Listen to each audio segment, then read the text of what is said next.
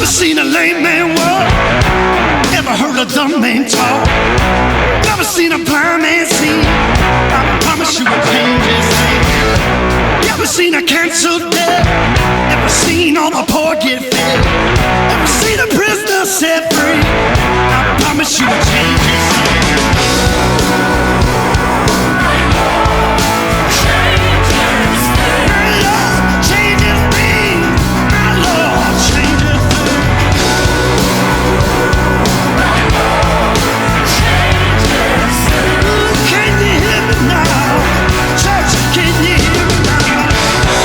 A broken heart made whole. Never seen an orphan find a home. Never seen. Hello, podcast world, internet, science, computers, all over the greater southern states, listening in right now to the Big C and Bigger T podcast. As always, I'm Bigger T, joined by my man, Big C. What's up, Big C?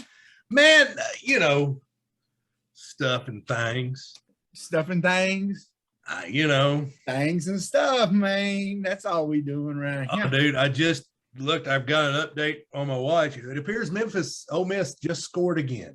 Oh, good. Good. So. All right. Yeah. So, all of those. Hogs lost. Yeah. Well, Clint, we got a guest today. We do. He's I got to say, Clint, I'm a little jealous.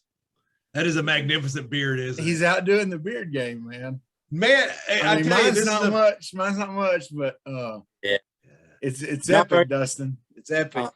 So, Clint, introduce your guest today. Oh, this is Dustin Sims, good friend of mine. We do work together. He's like I said, just an all-around great dude, big sports fan. Funny story I'm going to tell before well, Dustin, you can say hi real quick, then I'll tell my story. Hey, yeah. So speaking of that glorious beard, I suckered Dustin into a bet. It was my hair, which is falling out. Yeah. I mean, he should at least bet me yeah. I mean, I've got it's thinning in this right here. Yeah, it's not very full. Yeah.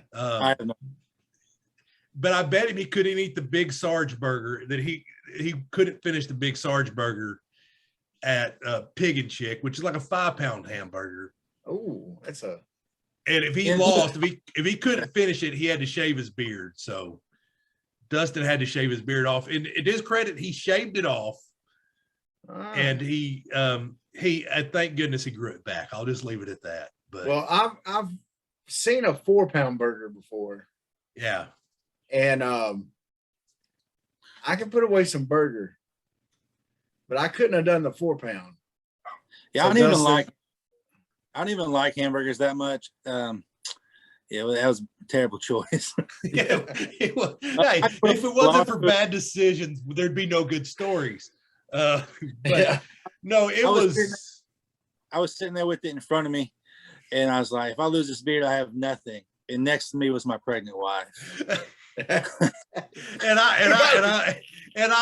said it to her. I'm like, you know what he just said? Do you really? That's how good of a friend Clint is. Oh no, I was actually going to let him out of it and not make him do it, but another guy at work kind of really like, yeah. And I don't think Dustin would have backed out anyway. Yeah. I probably would. Oh man. Yeah. But yeah, it was not a fair bet. And that the problem with that burger too is they use rice as a binding agent. Oh, that just blows up inside. Yeah, and so that already makes it hard. In the center of it is usually nice, cool. I mean, a nice and hot and still moist. And when you get to the outside, it's so dry and just disgusting. Like it just. I went through a whole bottle of ketchup on the edges. So he gave it a try. I think he ate more than I could have. I'm going to give him credit. So did your Dustin? Did your jaws get sore when you were trying to do that? Yeah, it was bad. I've only tried one of those, like in Texarkana. One time I tried, it wasn't as big as that, and I finished it. It was called a Mile High Burger that had grilled cheese sandwiches as the buns, and then like had a couple patties, had onion rings, had ham, had egg, had like all kinds of bacon, all kinds of stuff just piled up, right? That sounds much better than just a big patty of rice. Yeah, exactly. Yeah. Mine was much easier than yours. But then I'm like, I'm about halfway through it, and I'm like, I'm getting fatigued in my jaw. I'm an out of shape eater. Am I that bad? Am I that out of shape that I'm out of shape eating? I can't even eat. I can't even eat because I'm too tired. I'm getting a cramp. Chewing. Wait. I'm an Ole Miss defender. I'm getting a cramp. Oh, wait, that's just to slow down the Arkansas. Yeah. Anyway, all right, here we go. We got to do our picks. But first, we got to give our update from last week. Clint. Yeah. Don't you think we need our update from last week? I know you're ready for the update. Okay, you may not be ready for the update. Probably not. But I'm ready for the update from last week. Well, let's see here. Let's just look at the count, okay? We got our guest, Justin. Did not represent all that well. But he did tie with one of the hosts with 4 correct. Yoy. Clint and Justin. Was not a good week. Wait. Does that mean I lost one to of the hosts moms? just got beat by both moms? I got you. Oh, yeah. Beat by mom. It happened, folks. Mama Sue comes in next with 5 correct. Oh. Mama Betty came in with 6. And 2 weeks in a row, folks. Wow. It's a winning streak. Listen. Get your orders, your everything together. The end of the world is near. If I'm winning a pick 'em, I'm just saying. But I got 7 correct. As I look through this, none of us got the Arkansas game correct. Yeah. All of us got the Georgia game correct. Me and the mamas got OU versus Texas correct. Hey, great call by Lincoln Riley to bench Spencer Rattler and put in that other kid. Yeah, that's right. I mean, Spencer hasn't ever looked great to me, so I've never got the love affair with him. Yeah. But it was a really good call to go with the other kid, and I don't see how they go back to Spencer Rattler. I agree. I just there's talk they're going to. They're faking Anyway. a battle. Yeah. No, there. Well, and Clint, there's another game that we all missed. And I know this one probably hurt you a little bit more than the rest of us. I mean, we all got it wrong. But Clint, your buddy, your boy, Mike UCA Norvell. What were you saying, Dustin? I said UCA. The UCA cornrow alumnus. kid. He beat North Carolina. He's maybe the greatest coach in college football right now. Could he be? The game's passed Mac Brown by. That's what I'm going to go with. That's what. Yeah. Sam Howell's also not impressed me much this year. Honestly, he really hasn't. And everybody was talking to him and Spencer Rattler want the top 2 quarterbacks go in the draft. And I haven't seen anything out of either one of those that would make me take them in the first 3 or 4 rounds. Yeah. I just wouldn't. Matt Corral's shown me more than them 2 ever have. Unless they have some just great, they're gonna. Well, I just caught myself saying something that's just such a line of stupidity. I don't know why I even said it. If they have a good pro day, everybody has a good pro day. Yeah. you have your own receivers that you're practicing with. You go out and you choreograph your passing routes. Well, yeah, you're going to have a good pro day. So I don't know what I'm talking about. When they have a good pro day, they may move up a little bit because people will start talking about them. Well, depending on team needs at quarterback, because they are big names. But Elijah Holyfield didn't have a good pro day. I beat him in the 40-yard dash. yeah. All right. So here's our standings. The cabooses are our guest pickers. Dustin, they need you, man.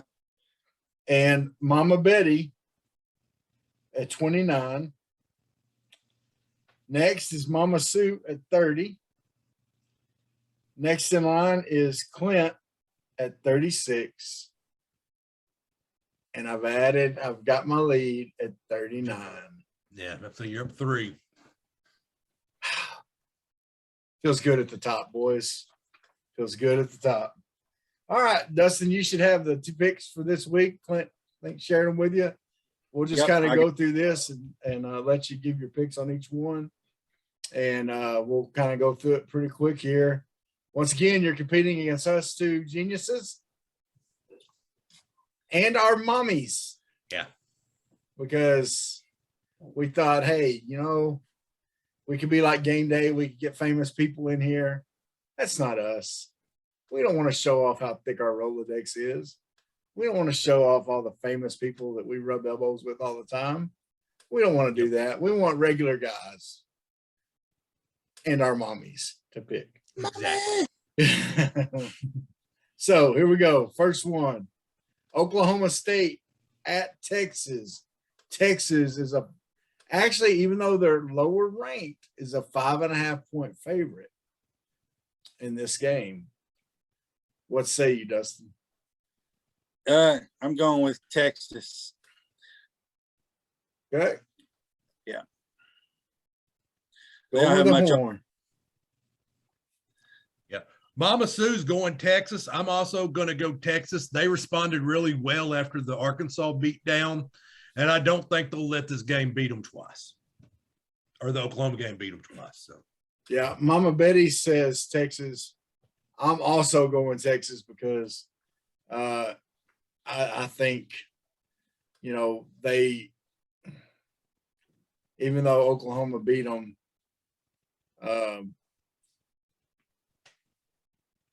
Oklahoma has better athletes than Oklahoma State. Kentucky, undefeated, at Georgia, who's also undefeated. Dustin, what do you think?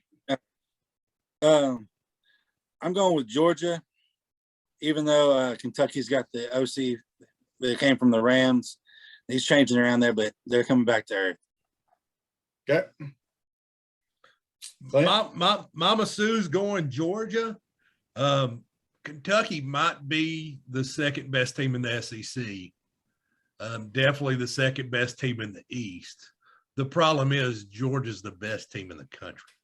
I'm going Georgia. Mama Betty said Georgia.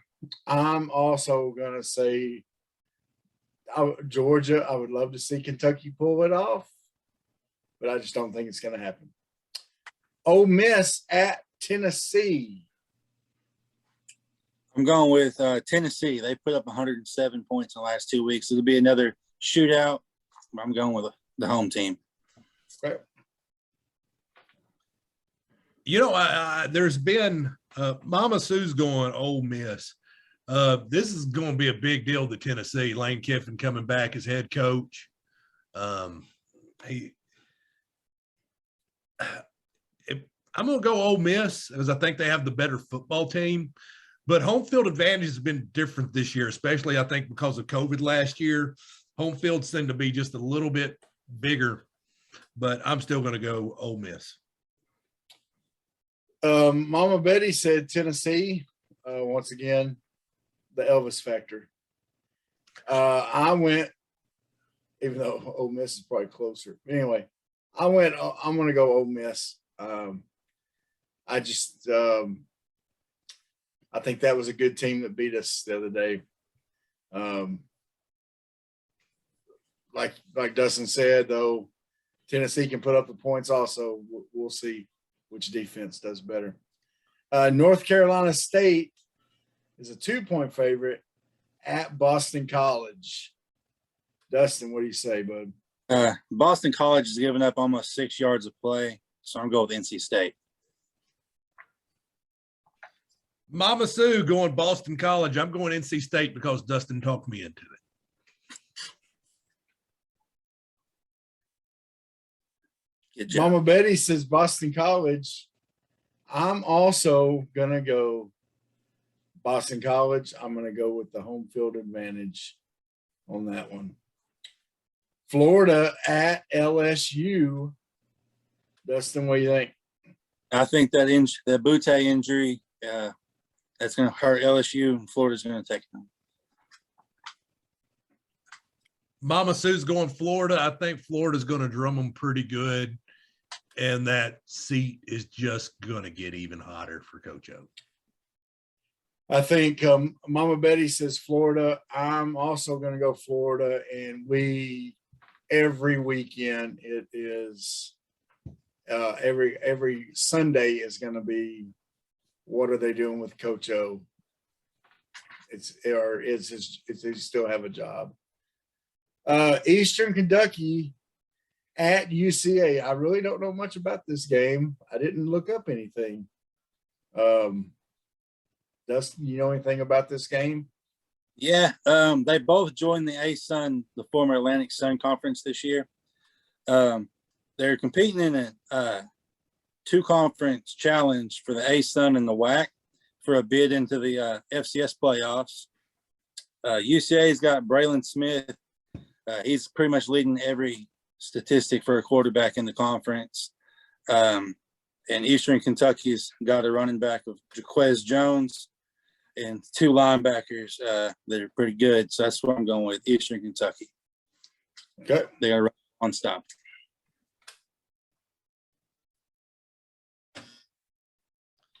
All right. Mama Sue's going UCA. I'm going Eastern Kentucky because I refuse to pick UCA. Well, Mama Betty says UCA, and Dustin convinced me to go with Eastern Kentucky. Yeah, some rivalries never die. He could have said UCA is the best team in FCS. I would have still picked Eastern Kentucky. Yeah. All right, Miami at North Carolina. Miami lost Derek King for the year, and his coach made it sound like he chose to have surgery, and Derek King didn't like that too much. So there's some tension in the good old locker room at Miami. What do you think? Think they're going to overcome the tension? No, Dustin? I think North Carolina, they're going to run all over them like they did last year. North Carolina is what Sue's going with. North Carolina may have had the most embarrassing loss of the college football season when they lost to that D2 school out of Tallahassee, Florida. And that's being cruel to D2 schools. I'm going North Carolina. The wheels are just off the bus at Miami, and Diaz is going to find himself on that hot seat if he's not already there. Okay. All right, we got a couple pro games here. Who are you picking? Chargers. Oh, sorry. Mama Betty and I both went North Carolina. Okay. So, yeah. Second week in a row, we've all picked North Carolina. Enjoy your W, Miami. That's right. That's right. Yep. Chargers playing hot, man. Playing hot against the Ravens, who are always tough. Dustin, who you got? I'm going with the Chargers. Okay. Man, this may look like the Arkansas Ole Miss game on the scoreboard. That was an impressive second half by Lamar Jackson, and Herbert's. He's going to be a great one. Yeah. They found a franchise quarterback. Yeah. It's a toss-up. I'm going to go Ravens just because it's at home, but it wouldn't shock me. What did Mama Sue say? Oh, she said the Ravens as well. Sorry. Okay. Mama Betty says the Chargers. You know what? I'm going the Chargers, and the only reason is I hate the Ravens.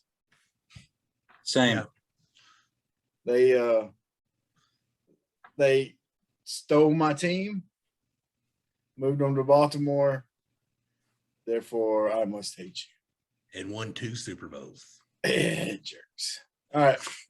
Next one, the hot team of the year, man. The Cardinals are playing my Brownies. I'm going with the Cardinals. Kyler Murray's on fire. Mama Sue's going the Browns. I'm also going to go the Browns. I think Baker Mayfield's one of the best quarterbacks in the NFL, and I don't get why everybody thinks he's trash. And he's a leader, and that team rallies around him. So I never got it. Every time they lose, ESPN's like losing their minds. It doesn't make sense. Mama Betty loves her son, so she's saying the Browns. And I, of course, as a longtime Browns fan, am saying the Browns. I'm with Clint. Look, Baker Mayfield is not – I don't think he's the best quarterback in the league. I think he is the right fit for the Cleveland Browns. He's an underdog who has had to fight for everything he's gotten, and that's what that town is, man. That's their blue collar. They're fighters. They're hard workers. He'll get on that field, and he'll get nose to nose with anybody. And they have a running game. They have the offensive line. And I think Myles Garrett and Jadeveon Clowney are going to be around to help contain Kyler Murray a little bit this week. We hope. So, what'd you say, Dustin? I said, yeah, hopefully. But all right, and here it is, Auburn at Arkansas. Another 11 o'clock in the morning game. This is a big one. Every week's a big one, yeah. Well, and we found out UAPB is going to be 11 o'clock also. They running the tailgate in Little Rock. Come on, man. I know. So, Dustin, what do you think, man? What do you think Arkansas is going to do this week? I think Arkansas is going to get some revenge for that call last year. Sam Pittman says that the players don't care, but he does, so he'll get it dry. You know they're showing that video this week. Oh, yeah. It's the first ever an SEC game since 2017 as well. Yeah. Okay. Clint, what you got? Mama Sue's going Arkansas. I want to pick Auburn just because I want to jinx it. I really do. I want to pick Auburn just because I'm like, okay, I need to change it up. I think we're better than Auburn. A lot of it is going to depend on which Bo Nix shows up. Are they going to – the Bo Nix that got benched for TJ Finley going to show up? Or is the Bo Nix that looks like Johnny Manziel 2.0 going to show up? The defense has got to figure something out. But I'm going to go with Arkansas. Mama Betty says Arkansas. I'm going to say Arkansas also. Look, Bo Nix is scary, especially when he decides to do his Johnny Manziel stuff.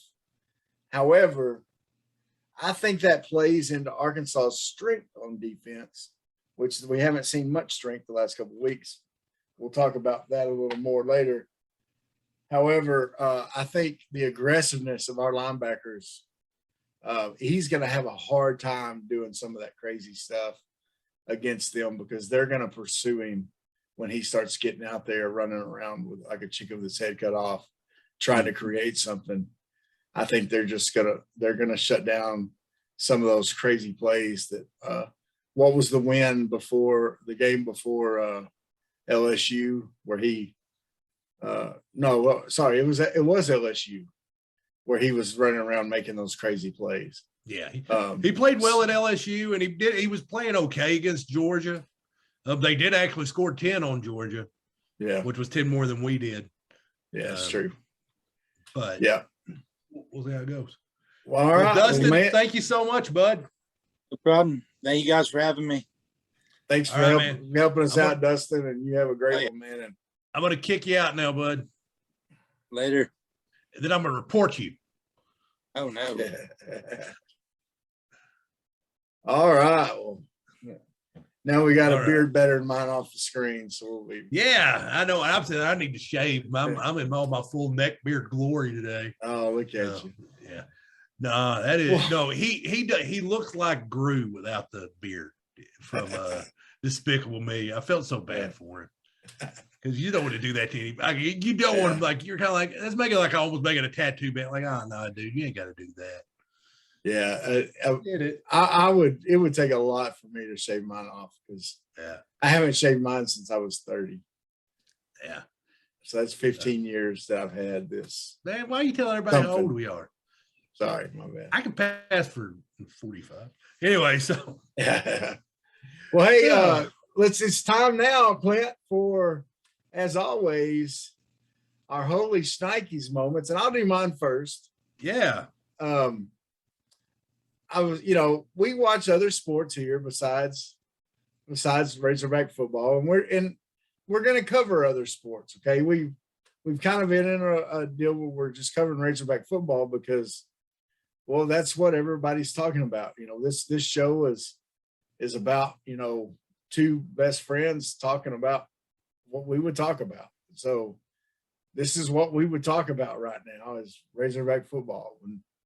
When we do Marco Polos, we talk about Razorback football. So that's what we've been talking about. But there's other sports going on. And if you can't notice, Clint, the baseball playoffs are going on right now.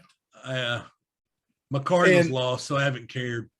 Well, and once my Yankees lost to those ugly, horrible Boston Red Sox, I wasn't paying as much attention either. However, I did wake up one morning. I was listening to ESPN radio, and they started talking about this guy from Tampa Bay in the playoffs against the Red Sox, Randy Arozarena. Apparently, he's an amazing player. He is. He's a rookie. He's up for Rookie of the Year this year. In a playoff game against the Red Sox, he had a home run, which is great. You're a rookie in the playoffs. You hit a home run. But he didn't stop there, Clint. Mm-mm. My man Randy decided to steal home. Now, look, one of my favorite things in baseball is the stolen base. Yeah. Okay. I was a huge Ricky Henderson fan when we were kids. I loved Ricky Henderson. Ricky Henderson has records. Kids, if you don't know who Ricky Henderson is, Google him, whatever you got to do. Google it right look, now. Right now, you need to look him up. Ricky Henderson. Okay, the Toronto Blue Jays had 120-something stolen bases this year as a team, led baseball with 120-something stolen bases. Back in the late 70s, early 80s, Ricky Henderson set the record for a season with 130-something by himself. Yeah. He would get on first, he'd walk to first, and then he would be on third in like 3 pitches, and you're like, hey, how'd that happen? It was amazing. I love it. Anyway, Randy gets on third base.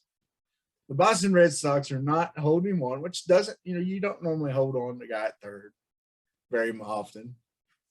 And he's sitting there, and look up the highlight on YouTube. It's wonderful. For a few pitches there during that bat, he's kind of walking down. He's acting like he's going to go, stuff like that, faking the pitcher out. And you're thinking, oh yeah, he's not going to try to steal home. That's not going to happen. Plant, he stole it, man. Yeah. Yeah, I saw it. It was took impressive. He just kind of eased, and I guess maybe they scouted the pitcher and he had a slow delivery. And man, but I mean, it wasn't close. I mean, he got it clean. Oh, he slid in under the tag. The I remember tag Vince didn't get him till his waist was at the Yeah. almost to the plate. I remember Vince Coleman did it as a Cardinal Yeah. a long time ago. It wasn't a playoff game, but because they used to have the running Redbirds. Hey, Vince Coleman and Willie McGee, wasn't it? Yeah. Jose Kendo, Tony Pena, that entire Vince bunch. Coleman was it was Ricky Henderson, Vince Coleman. Right. I mean, they were neck and neck on stolen bases in the league. Ricky Henderson definitely had a longer career because they would both steal 100. I think Vince had a couple hundred stolen base seasons. Now I can't quite top that. Oh, go ahead. I'm sorry. I was about to segue. One more thing. Sounds like you don't one more thing. Do you know who really loves Ricky Henderson? Westbrook. Really Wesley loves. Well, Wesley does, but you know who really loves him? Who's that? Ricky Henderson. Oh yeah, Ricky. Ricky even calls himself Ricky. Yeah. You know, and I remember the Hall of Fame vote because they're talking about there's people that just don't vote for somebody on the first ballot. Yeah. Which is just stupid. If you're a Hall of Famer, you're a Hall of Famer. That's right. But somebody said no, they wouldn't vote for Ricky because there's like, look, Ricky took a lot of time off. It was a jerk a lot of times. And so because that's the only reason. This is my first ever protest vote. No. Yeah. Because he still got like 99 something. I mean, he got like a ridiculous amount of the vote, and he deserves to be in the Hall of Fame. All right. Well, what's your holy Snikes now? Man, did you hear about this kid from Jonesboro? He's outside Jonesboro. You told me earlier what the town was. Brooklyn. Yeah. Brooklyn. I know he's from Arkansas, Travis. Yeah, Brooklyn, Arkansas. It's Brooklyn, Man, Arkansas. you're making stuff up. No, look it up. Yeah, I'm not. I'm going to Google this right near now. Paragould. I'm too lazy. If I Google it and I find out I'm wrong, I'm going to feel bad. So it's I'm near just, Paragould. It's a lovely community. No, it said Jonesboro on the article. That's because the article didn't look it up. It's been on the buzz on the news breaks this week. Well, I know. Where do you think I heard about it first? Oh, okay. Sorry. Anyway, go ahead. So I turned. Okay, now you got me all distracted. You've infuriated me. I won't stand for this, Johnson. How dare you, Johnson? The last time I was this mad, and I mean this when I say this, Travis, was it Robert Branscombe. That's how upset you had me. So, Yes. visit Hometown Roofing, y'all. There's your commercial. Right. No, but this kid from Brooklyn, Arkansas, apparently, which is a real town. Yeah. He's in this mullet competition. He's one of the 25 finalists. Wait, and did you say what? Did you say what? Mullet competition. The only schneck is that there's a mullet competition, not that a kid from Arkansas is in it. Because let's be honest with you, I would put, if you tell me like you rank my top 3 mullet states, it's going to be Kentucky, Alabama, and Arkansas. That's right, 1, 2, 3. Right. I know Georgia, Tennessee. Come on. We're on a different level when it comes to mullets, y'all. That's right. I did pay my stepson $40 to have a mullet for a month at school. And then nice. Paul Clark, my brother, who is the cheapest man alive. Yeah. I mean, he's I don't say Tom Clark's cheapest man alive because he almost killed me. That's right. But he even paid him another $20 to keep for an additional 2 weeks. Nice. It was a good mullet. Sorry. Okay, so finish the story. Oh yeah, but the story is, so this kid, this is what's cool about it. He's a foster kid. Him and his twin sister got taken in by this family, and they got permanently adopted by them. If he wins it, it's $2,500, and he's going to donate it to foster care charities. Is what he's going to do. He's not going to keep the money. How many? I think the kid was 11. Yeah, I think he's 11. I think that's right. Yeah, 11. Could be wrong. He wants, so he's going to donate to this, which how many 11-year-olds would take a chance of winning $2,500 to donate it all? Yeah. I would have a new Xbox, a new TV. My 11-year-old, self would blow that money. Yeah. I'd take No, me to the I candy think store. it's amazing. I'm like you. First of all, I was just tickled to death. There was a mullet contest. I mean, like, Yeah. yes, we need, and we don't need to. And you're right. Our mullets are not these mullets like just acting like these stupid new country stars that rap and sing and wear tight blue jeans. I mean, that's not a real mullet. I'm talking about a mullet. I'm talking about you wearing a mullet. Yeah. Because a Kentucky waterfall. Because you need something to cover your neck to keep the sun off of it, and you also want your hat to keep fitting right. Listen, so therefore you grow a mullet. See, and I thought, because I've thought about it. I can't grow a mullet. My hair won't grow that well. Yeah. But I thought about it, man. What if for Master Worlds coming up in November, if I grew my mullet out, I had a mullet, and I went out there and I slapped that guy's hand like, is this guy here to party? Or does he mean business? Right. And then for knows it, bam, I'm on him like a spider monkey. That's right. You don't know. Like, you don't know. Is he here to party? Does he mean business? You don't know. You don't know. So anyway. But for the kid to also, he's gonna give that money to, I don't know who he's gonna give it to, but there's a couple of things we can learn from this kid, I think, Clint. Just real quick. First of all, be generous, be giving. If a kid can do it, we can do it. Let's be more like this kid. Second of all, the foster care system in our state is struggling. Yeah. Okay. There's a huge need. And this kid's an example of it. And this kid is an example of some great kids come out of that system. Okay. And there's some great organizations. One that I'm particularly fond of called The Call, that will help train you and get you ready.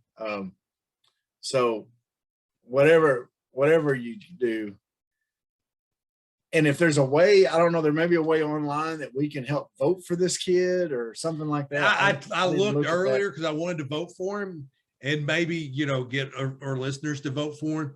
But it's closed. They're going to announce the results on the 15th.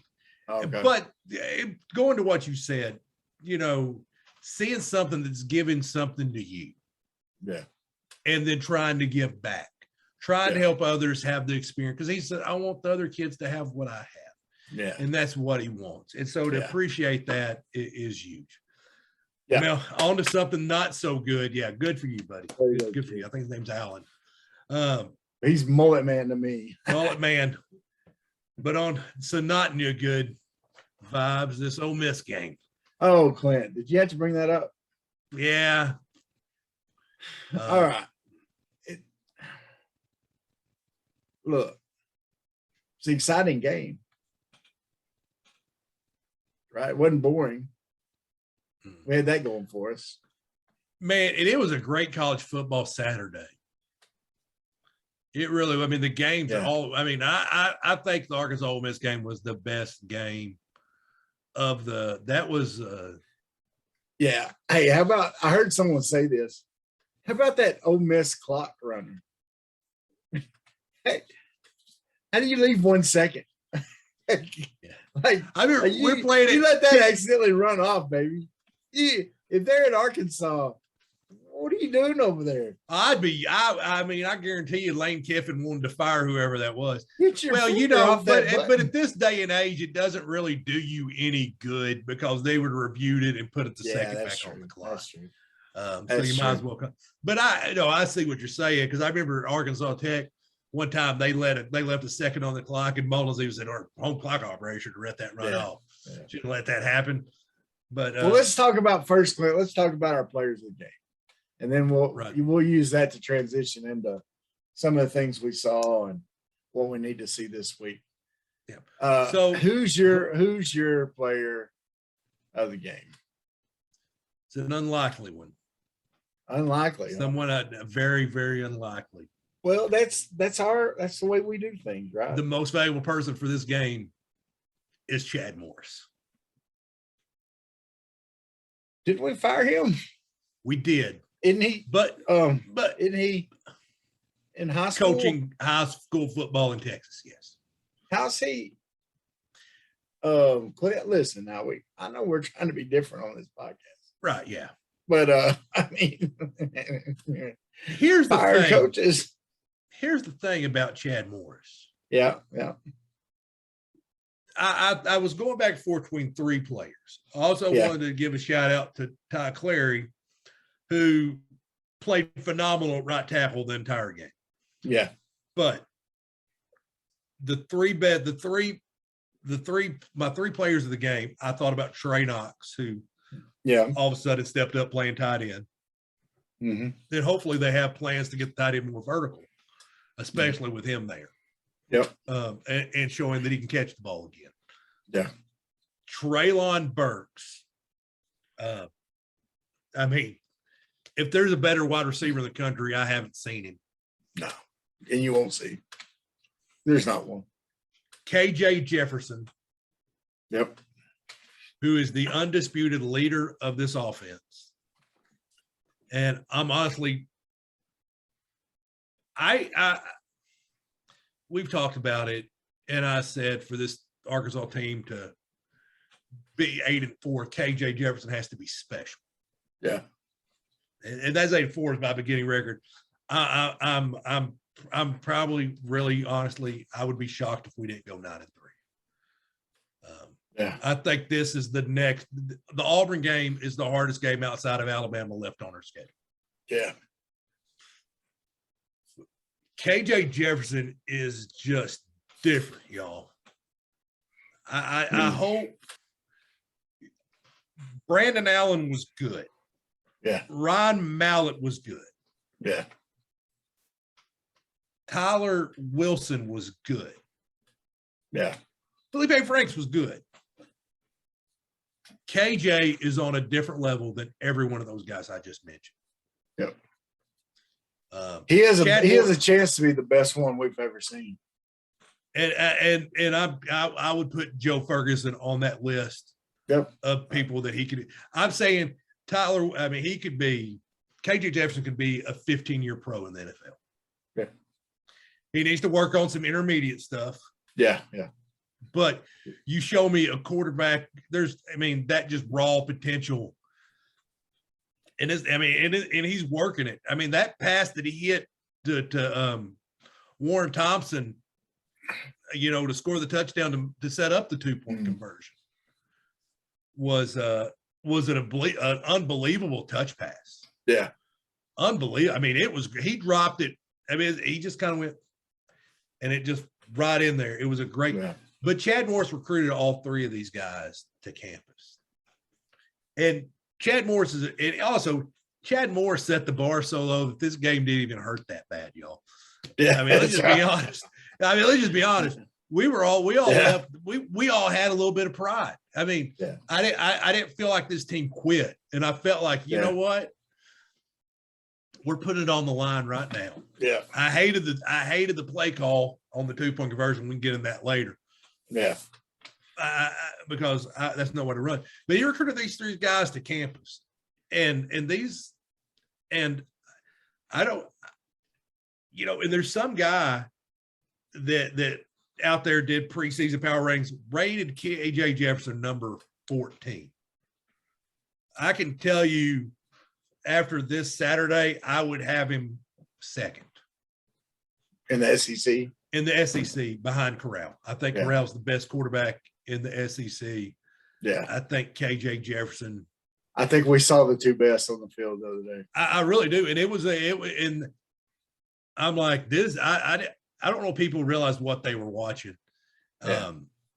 Well, and Clinton, here's the deal. Me and you talked before this right about who ours. And so I was acting surprised. And of course, I knew you were going to say that. Yeah. And I was thinking about it since we talked, because you said the other one would be what? The offensive line.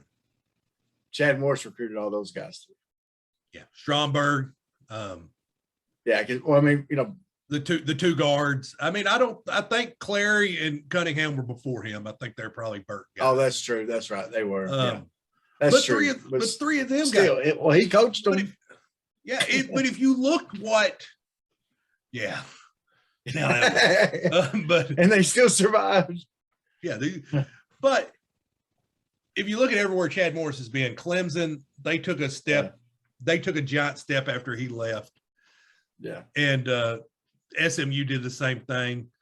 They were up for after he left. They were basically Sonny Dykes had them in consideration for the group of 5.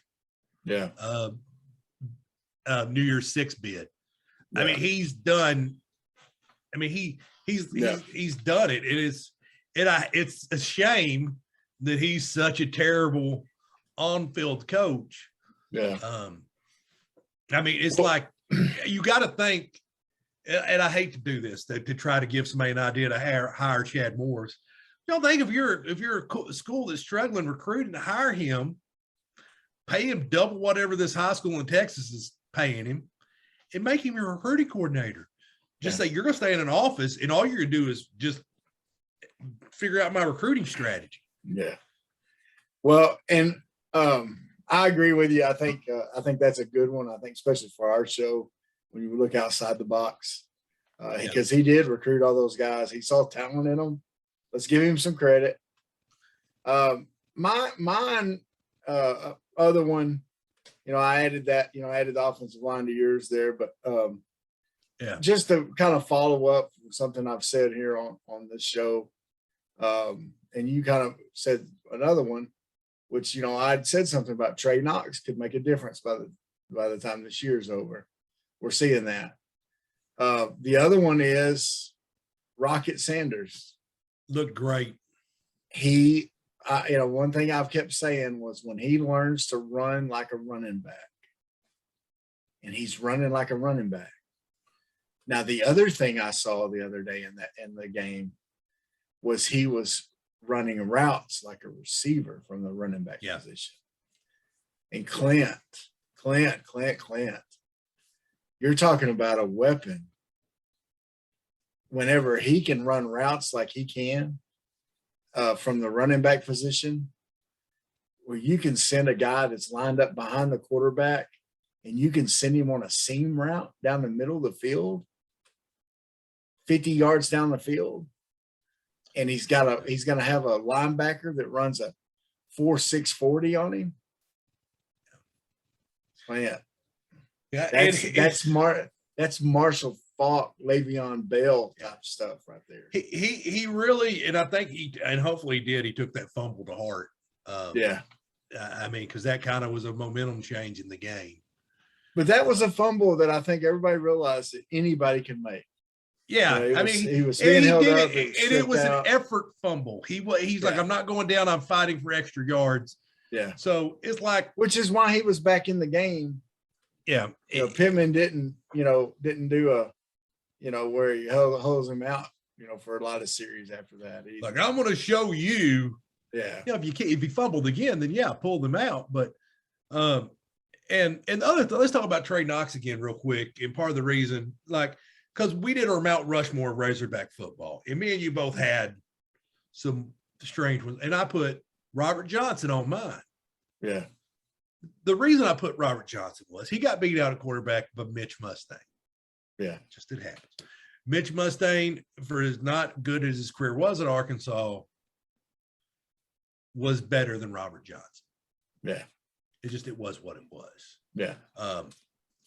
So instead of pouting and going to the room, entering, just transferring, moving down a level so he could immediately start somewhere at a smaller school, he moved to wide receiver. And Trey Knox, basically, they had a need at tight end because unfortunately it appears like Hudson Henry just can't get healthy. And somebody besides Blake Kern needs to make a play. Trey Knox moved to tight end, and he's making an impact. And I saw him block pretty well too. And to me, that's the biggest thing about this move is Pittman keeps saying over and over, he's a willing blocker. He's a willing blocker. Not many receivers, that got moved to tight end you could say that about. No. Now, Clint, we've talked about our players of the game here, and we're done with that. Okay. Right. But I must point something out to transition us to the next part.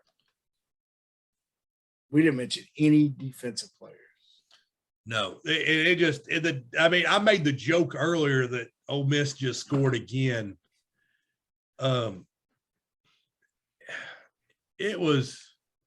This is 2 weeks in a row the defense's performance would be what I would call at an unacceptable level, to steal a phrase from Chad Morris. It wasn't good. Yeah. And when you've got a coordinator that we're all like pining and saying this guy should get the Broyles Award for best assistant coach, and then to turn around and have that kind of performance back to back, like, okay, the offense bounced back from the Georgia game. Yeah. They did it. And to beat Auburn, they've got to bounce back. And I know you said you saw some things that you wanted to talk about with the defense. Yeah, I mean, I watched the game. I didn't watch the whole game, but I watched some of it. And I was looking at what are they doing? What's happening here because look, and I'll talk about it in a minute, but I do wish we would try a 4-man front. Just try it, see what happens. Yeah. Okay? I mean, because however, I understand football, and you can do the same thing with a 3-man front that you can do with a 4-man front. Okay, it can be done. The difference is you got different types of players in, is what I'm going to argue later. Okay, but here's what's happening to us, and this is the same thing that Gus Malzahn did when Malzahn hit those 2 long 80-yard runs on us 2 years in a row with Auburn. Okay. He's using one of our strengths and our things we love about our players against us. Okay. Please understand me. I'm not bad-mouthing any of our players. I'm not trying to bad-mouth them. However, it's a great however, right? What happens it's always bad when it's like, but when you have guys like we do, like our linebackers, and some of our safeties, they tend to over pursue things. Okay. So what Ole Miss did in that game is they created hesitation in giving the ball to their running back in the development of the running play. So what they would do, you would see a little slide step by the running back. You would, once he got the ball, you would see Arkansas did this years ago with Alex Collins. Alex Collins was struggling, so Dan Enos put him in the pistol behind Allen, and Allen would run the ball to him, and it made it almost like a draw play. But it gave what it did was it gives Alex Collins, it gave him a chance to see the holes better, and so he could see the cutbacks better. Okay. So what that does, whenever you create that slight delay on those running plays with some of it with misdirection, Malzahn did it with misdirection on us. What it does is it causes your linebackers to go ahead and step up to their gaps because they see that it's a run play. So you're going into your running motion with your back, and they see the quarterback's going to hand the ball off or that it's going to be a running play. So they step up, and when they step up, they get blocked. Yeah. And once they're blocked, the running back just cuts off of that block and runs right at them. So it makes it easy because there's no second level, because the second level's up in your first level already. I know it makes sense to you. I hope that makes sense to everybody else. No, it does. I saw that happen specifically to Grant Morgan one time. I'm not trying to call him out, but he pursued it. Basically, the lineman just made him pick a side, and the running back cut to the other side. It was just like, and what they're doing is, and they're telling their running backs, if you have a patient running back, you don't have to create anything in it. if you don't have a patient, if you got a running back that's used to hitting the hole quick, you have to do some sort of sidestep. You got to do sometimes they'll do like a fake. Sometimes they'll have the quarterback hold the ball in the pocket longer and ride longer before he gives it to him on the RPO stuff or the option, the inline option stuff. And just to say this, okay, I know you're saying, well, Travis, what do you know about this? I've been thinking about this and I've been seeing it, and I think, okay, am I imagining this? Am I just making this up? So I got on the buzz this morning and I called David Basil and Bruce James. And I did said, you get through? I got through. Oh, okay. And I said, which I was surprised. I was like, I'm gonna try it. So I cried. I'll give it a shot. I went straight through. I was late to work because of it. But anyway, I work at a school. I have a free period, first period, so I can be late. It's no big deal. But anyway, so I called them and I said, guys, I said, I'm just wondering. And I explained the situation, what I saw. And Bruce James goes, you're right. That's exactly what they're doing. So I got a guy that played, a couple of D1 football players telling me that they. Yeah. Well, Bruce James, All-American too. So, yeah. So, and that is what they're doing, man. And it's so, how you fix that is tough, because what it gives us the edge is that aggression those linebackers play with. And unfortunately, I mean, you see too many, you see similarities to this year to last year, where like the Missouri, like you just knew, like we came the darlings of college football, had a couple big wins. And then you saw the slow, now I don't think that's going to happen this year. I don't think, but because I just think you've got different leaders on this team. I think they're going to bounce back. The other thing I really didn't like was the 2-point conversion call. Well, can we say one more thing about the defense? Oh, go ahead. I'm sorry. Now I would like to see us try a 4-man front. Okay. Yeah. And here's why. Okay. And our high school team here in Camden went through this, and there was a bunch of people complaining to the coach that he needed to try a 4-man front.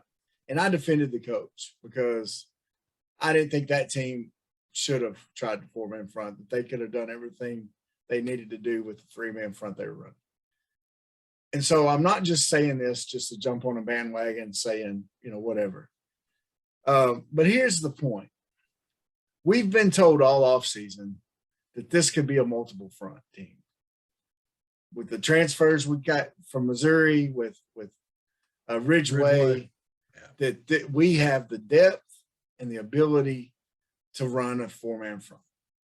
We've put out 2 deep rosters that have a 4-man front.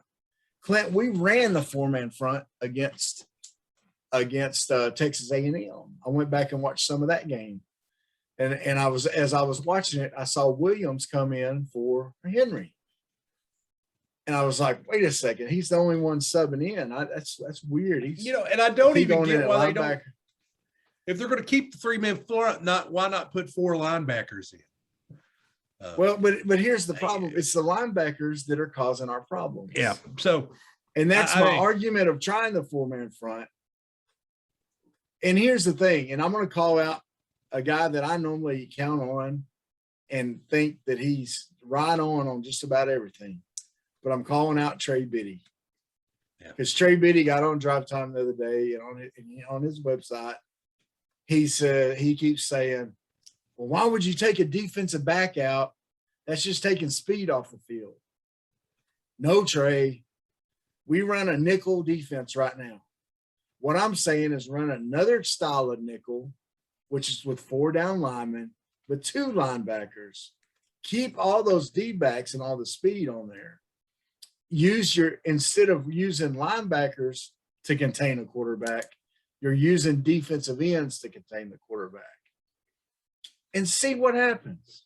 It may not work, but I would at least like to see it on the field just to make me feel warm and fuzzy inside. That's all. And once again, I love Odom. I wouldn't trade Odom for anything. I wouldn't trade our linebackers for anybody in the world. I love them. They love Arkansas. I'm just saying it would be nice if we saw some different, Bill Belichick would have tried it by now.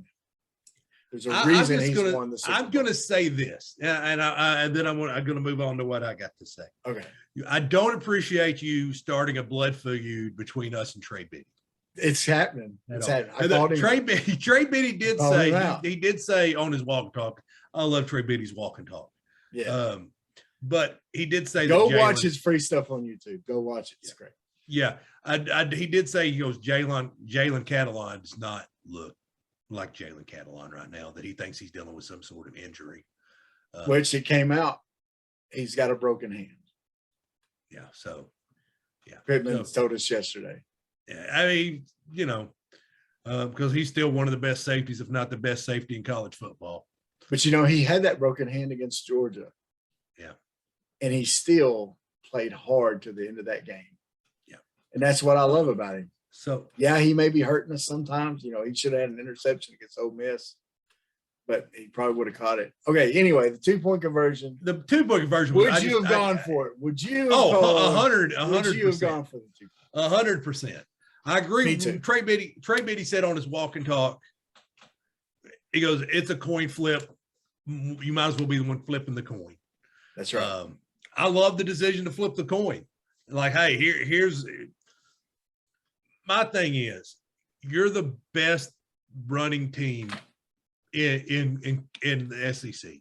It's probably between you. Well, the running to a certain degree, Georgia runs different and Kentucky does what they do, but you basically got the second coming of Cam Newton back there. Yeah. And prime Cam Newton. So you've got him. And I know Pittman said, I really thought the pitch was there. I haven't went back and watched the play because it hurts too much. Yeah. I've watched the end of it as a fan. I haven't broke it down because I don't care. But they said the shovel pass might have been there, and then he also had the option. I'm like, you've got 2.5 yards. I'm betting my offensive line can push you back, and I'm betting that you can't tackle KJ Jefferson. Yeah. I run a straight here it is. I regret, and I was talking about me and Wesley were reminiscing on Marco Polo. And I think you made fun of us, or no, it was Cammie Roberts' wife was making fun of us because we talked about that game, and Wesley will tell you he had so many yards running 45 behind me. Mm-hmm. He can tell you the exact number. I don't care, but I remember we were killing them running behind me all night, and I wish I would have taken hindsight's 24. Look, Coach Bunch said, "Run 45." I got it. Yeah. I wish I would have said I didn't, obviously, but he ran some other play that didn't work behind Roberts. Why? No, I did watch that play. That linebacker that beat us made a heck of a play, made a real good play. But you want to take, because it's a similar situation. We were in overtime. They score a touchdown, kick the extra point. We score a touchdown, go for 2, don't get it. Yeah. It hurts. Now you got to bounce back, and we don't have a lot of time to talk about the Auburn game, but you got to bounce back. You got to flush that. It was a heartbreaking loss. KJ took it hard. I mean, he grew up 30 miles from Ole Miss. Yeah. Had the game of his life and lost. Yeah. All his family there. Yeah. I'm with you on the 2-point conversion. I would have went for it. I think you have to rethink that play call. Yeah. I think there's some other things, whether you run it. I think you have to at least have a bigger threat of running it than what we had. I think you still could do some option things. And when I say option to pass or run. However, I think the way we did it, it looked more like it was supposed to be a pass play. What they should have done was they should have run the exact same play they did when Brandon Allen against scored the TCU. 2-point. No, Brandon Allen scored it against Ole Miss to win it. And Oh. then they ran the exact same play with Austin Allen in overtime against TCU to win it. Oh, okay. Yeah. They should have won it further. They should have. They're like, look, Those were this is pretty a- much our offensive line picked them up and ran them across the line. Yeah, I mean, it was. That's what I'm saying. I think they should have ran a quarterback power run with KJ. Yeah. Don't even disguise it like here we come. Yeah. And all right. but, So what do you you think? How do you think this game's going to go against Auburn? I don't think Auburn's as explosive on offense as Ole Miss. Yeah. It just depends Yeah, on good if we running can. back. Yeah, they took their Georgia whooping last week. I think it's 34-10, but it wasn't. You know, I think it was this game's going to be a little more like the Texas game, to be honest with you. Yeah. I think there's a stud running back. I think we're going to key on him like we did Texas running back. Yeah. I mean, they're going to make Bo Nix beat them. Yeah. I think that's what they're going to do. And can Bo Nix make the throws? And, you know, so we're going to find out. I think, ladies and gentlemen, I can't tell you, me and you talked about it. If you take away the first half of the Rice game, has KJ Jefferson played bad football as an Arkansas Razorback? KJ is the man.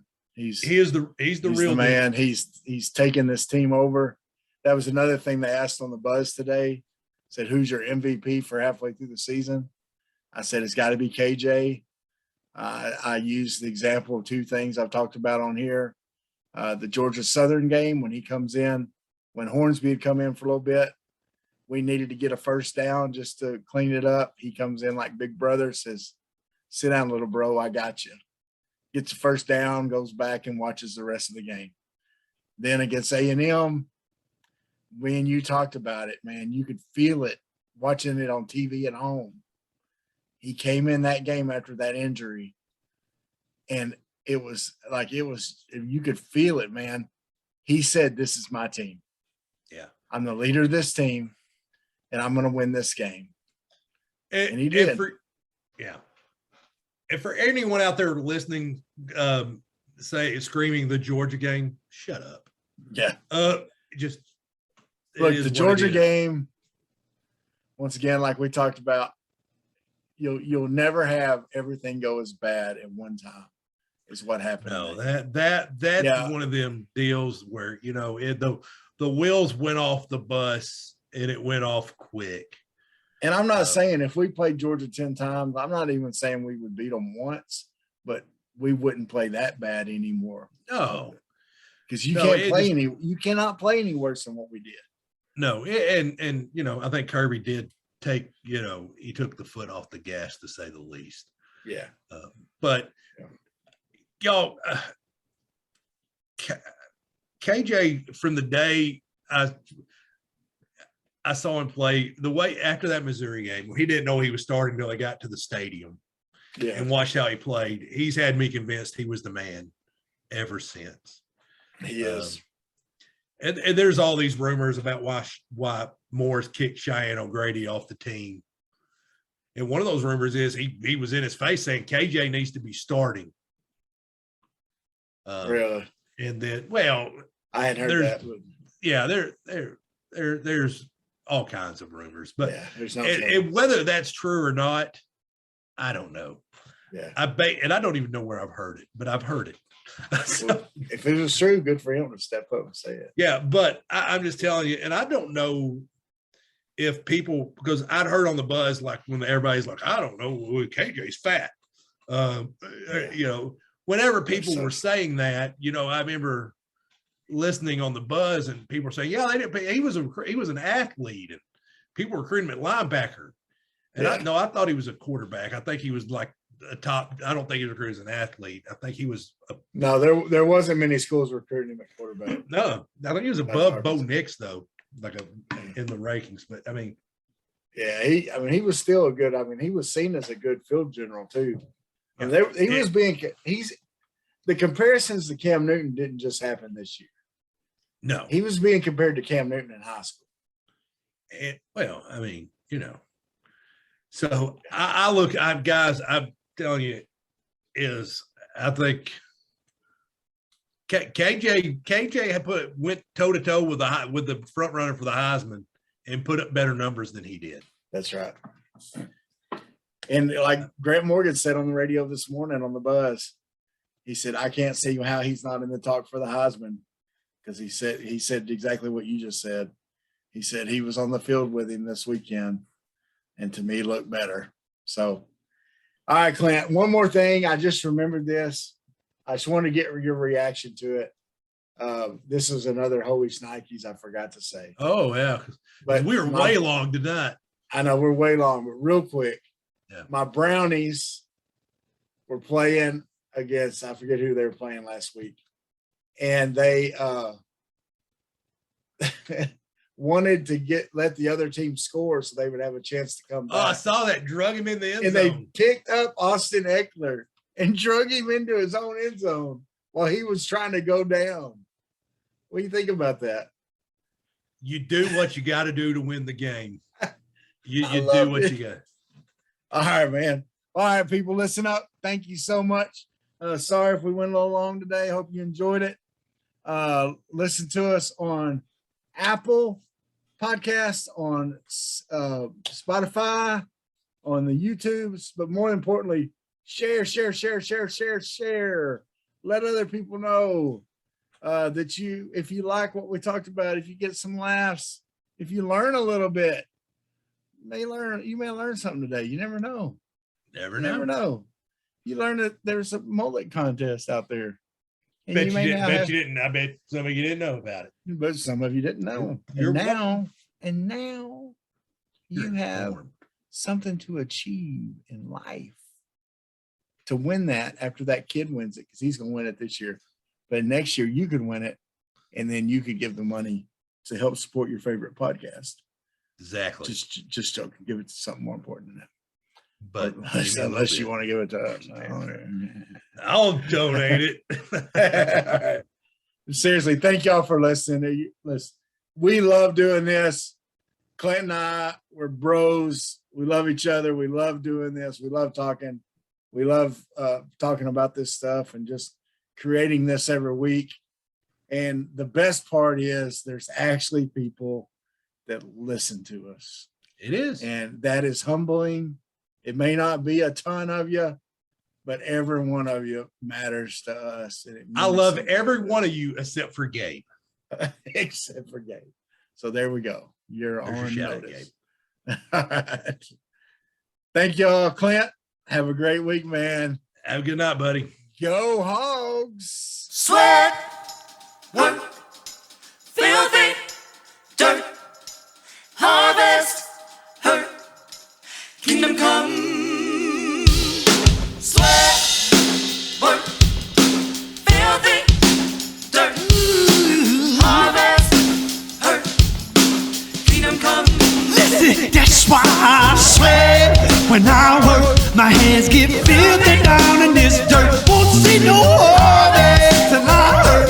Crying your kingdom come. Listen, I wake up in the morning, I bow my head to pray. Mama told me if I don't, ain't nothing gonna change. These prayers breaking up hard ground so I can sow the seed. Ain't afraid of no aches and pain. Lord knows I gotta follow his lead. That's why I sweat when I work. My hands get filthy down in this dirt. Won't see no harvest till I hurt. Crying your kingdom come.